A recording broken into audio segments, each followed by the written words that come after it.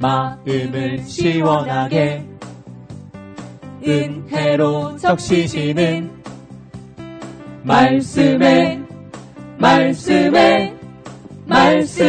폭포수.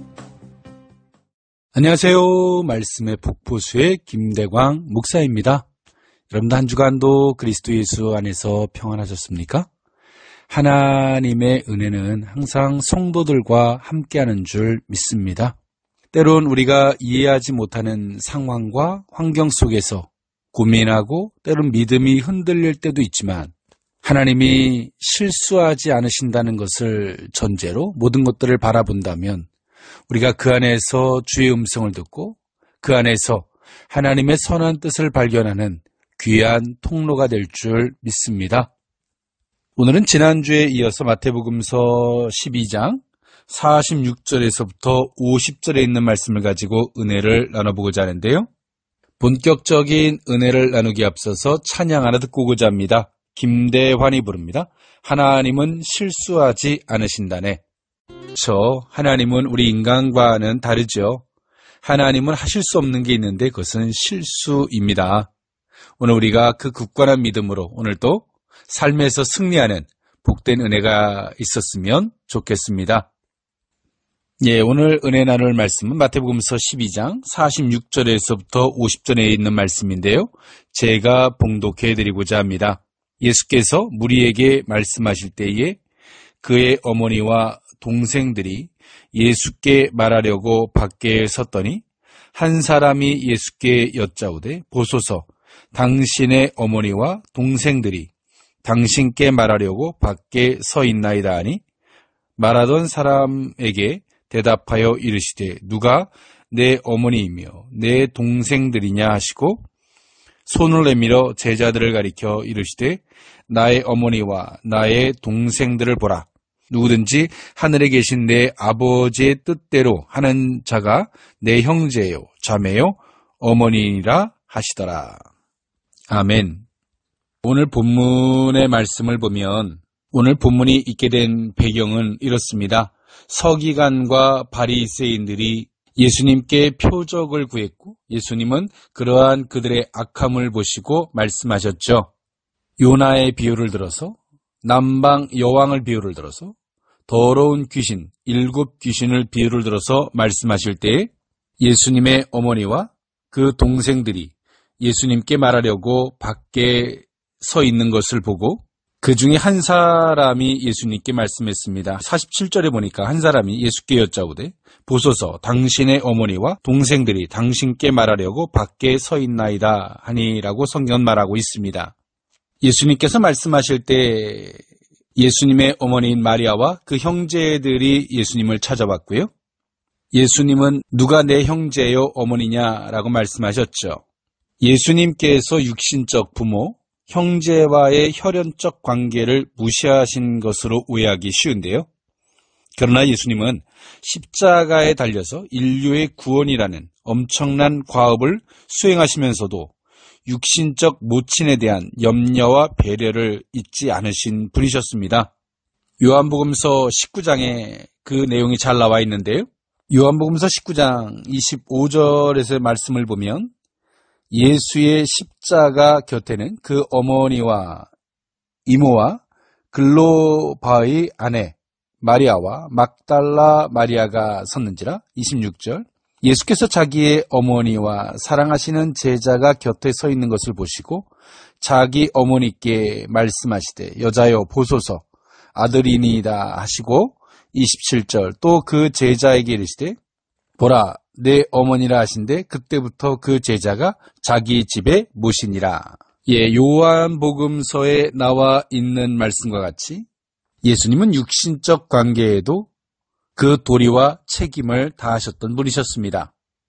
따라서 여기서는 배타적인 가족 개념에서 벗어나 하나님 나라 안에서의 형성될 새로운 영적 가족 개념을 갖도록 촉구하는 데에 그 진정한 의도가 있다라고 보면 좋을 것 같습니다.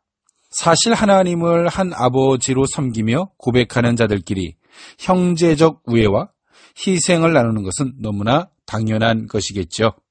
바리새인들과 서기관들은 예수님을 신성적, 즉 다시 말해서 하나님의 아들로서 받아들이기에는 그들이 육신적 안목으로 보이는 예수님을 하나님과 동격된 측면으로 받아들이기에는 어려웠을 것입니다.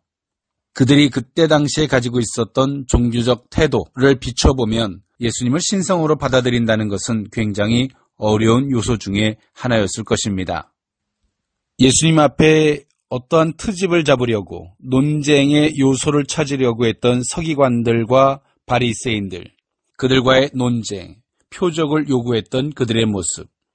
예수님은 그들에게 요나의 표적, 남방 여왕의 사건, 7 귀신의 예를 들어서 말씀하고 계실 때에 예수님의 어머니와 형제들이 찾아온 것이죠. 사실 이러한 상황은 교묘하고 아주 간교하리만큼 무슨 말이냐? 너의 가족들이 여기 있지 않느냐? 너는 사람이다. 마리아의 자식이고 너의 형제들이 저기 있지 않느냐라고 하는 말이 성립될 수밖에 없는 상황이었죠. 그러므로 말미암아 예수님은 강한 어조로 말씀하실 수밖에 없었을 것입니다. 그것은 상황적 대처라기보다는 예수님께서 근본적으로 갖고 있었던 하나님의 나라의 가족의 개념, 그 개념 안에서 말씀하고 계신 것입니다. 예수님은 오늘 이 상황적 논리에서 이 상황을 그저 보편적, 일반적, 육신적 개념으로 이것을 받아들였다면 어떤 문제가 발생을 했을까요? 서기관들과 바리새인들의 좋은 논쟁의 요소거리가 되었을 것입니다. 그리고 예수님께서 지금까지 말씀하셨던 진리에 대한 훼손이 올 수밖에 없었겠죠. 예수님은 그러므로 말미암아 50절에 누구든지 하늘에 계신 내 아버지의 뜻대로 하는 자가 내 형제요, 자매요, 어머니이니라 하시더라라고 성경은 말씀하고 있는 겁니다. 예수님의 이러한 표현들은 극단적인 표현들은 아니고요. 앞서서 말씀드렸던 바와 같이 예수님이 가지셨던 하나님의 나라의 가족의 관계, 영적 가족의 관계를 그 중심으로 말씀하고 계신 것이죠. 예수님이 메시아 되심, 예수님이 가지고 있었던 그 신성, 누가 가장 잘 알았을까요? 여러분 한번 맞춰보십시오. 아마도 마리아였을 것입니다. 마리아는 자기 몸으로 잉태는 하였지만 실상 남자를 가까이 하지 아니한 성령으로 잉태된 것, 그것은 마리아가 스스로 너무나 잘 알았겠죠. 그것은 자기 몸으로 나타난 현실이었기 때문입니다. 그럼에도 불구하고 마리아는 끊임없는 두 가지 잣대가 있었던 것을 볼 수가 있는데요. 그 하나는 예수님의 신성적 측면에서 바라보는 부분이 있었고요.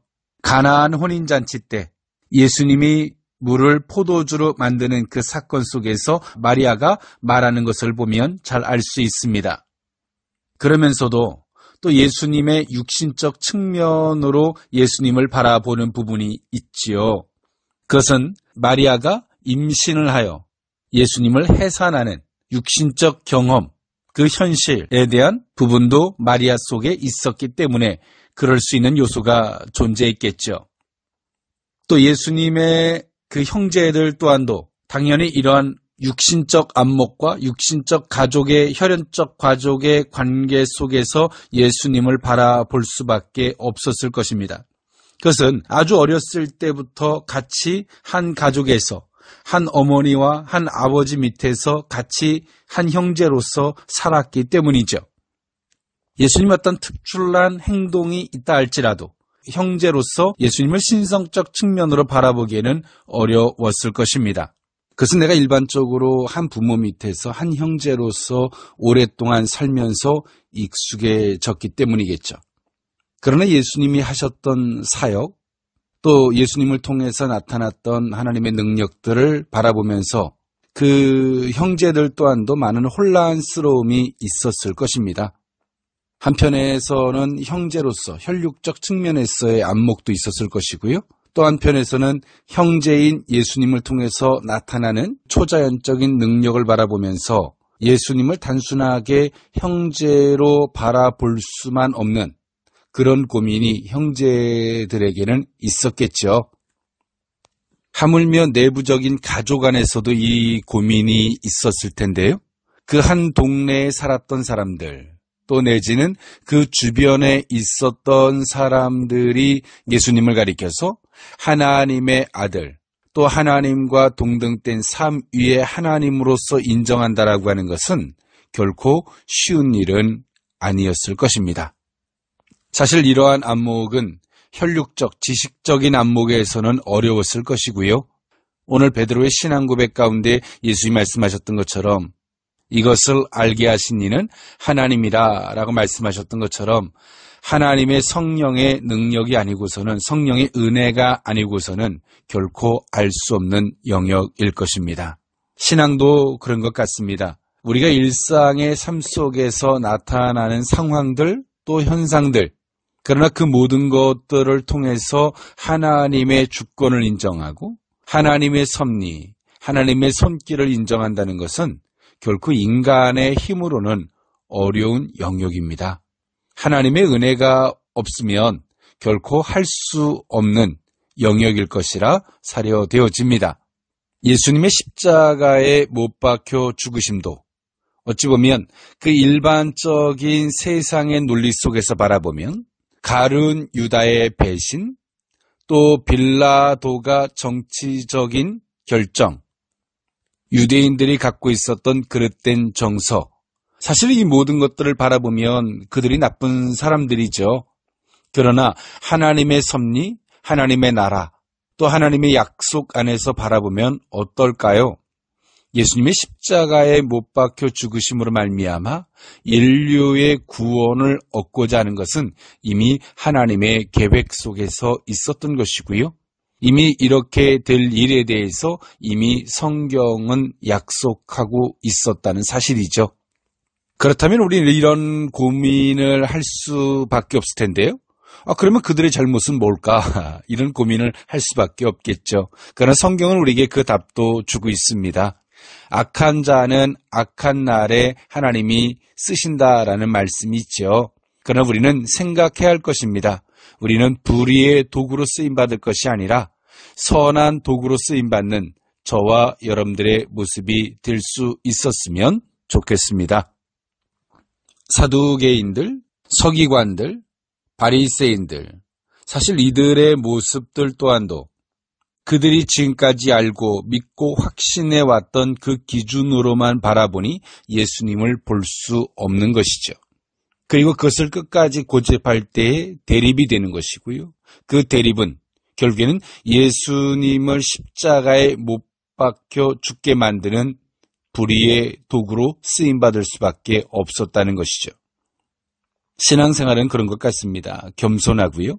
또 그 모든 것들을 하나님 안목에서, 성경적 안목에서 바라볼 수 있는 그 은혜를 요청함이 옳은 신앙일 줄 믿습니다.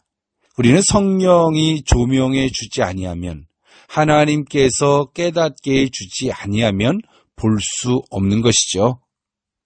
서기관들과 바리새인들, 그들이 갖고 있었던 그릇된 안목, 또 그릇된 안목에 대한 정당성으로 혈육적 예수님의 그 가족들을 바라봤던 그들의 안목은 자신들이 가지고 있는 정서, 그들이 갖고 있었던 유전적 미신화에 대한 합리화가 될 수밖에 없었다는 것입니다. 예수님께서 누가 내 어머니며 내 동생들이냐라고 말씀하셨던 마태복음서 12장 48절에 이렇게 강한 어조로 말씀하셨던 것은 여러 각도의 메시지가 있었던 것이죠. 서기관들과 바리새인들을 향해서, 그들을 향해서도 예수님은 말씀하셨을 것이고요. 혈육적 관계를 넘어선 하나님의 나라의 가족적 측면을 그들에게 일깨워 주고 싶으셨을 것이고요.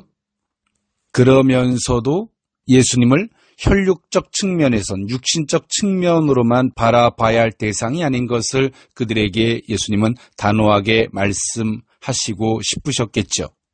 그리고 제자들에게도 마찬가지였을 것이고요. 하물며 가족에게도 마찬가지였을 것입니다. 사실 오늘 이러한 말씀을 가족의 입장에서 들었을 때, 인간적인 입장에서 보면 얼마나 서운했을까요? 그의 어머니였던 마리아, 또 예수님의 형제들이 그 예수님의 형제였던 예수님이 누가 내 부모고 누가 내 형제냐 많은 사람들 앞에서 이렇게 말했다면 여러분 그 형제들의 입장 또 그 어머니였던 마리아의 입장에서는 얼마나 서운했을까요? 그것은 당연한 것이겠죠.